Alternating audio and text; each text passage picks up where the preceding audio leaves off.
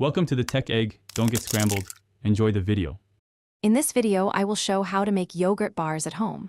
First, let's gather our simple ingredients. You'll need about 1.5 cups of plain Greek yogurt, which provides a fantastic creamy texture. For a touch of natural sweetness, add 2 tablespoons of honey or maple syrup. Don't forget 1 teaspoon of vanilla extract to really bring out those delicious flavors.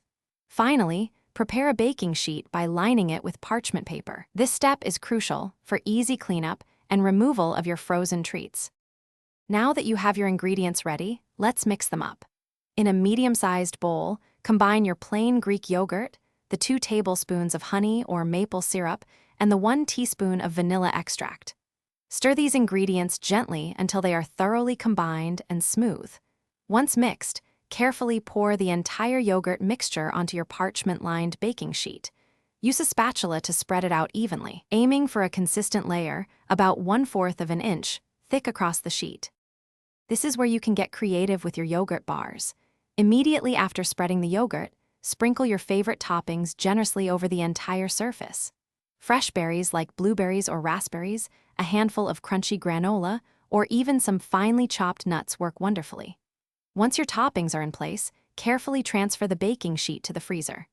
Allow the yogurt to freeze for a minimum of 2 hours, or until it is completely solid and firm to the touch. This ensures your bars hold their shape perfectly.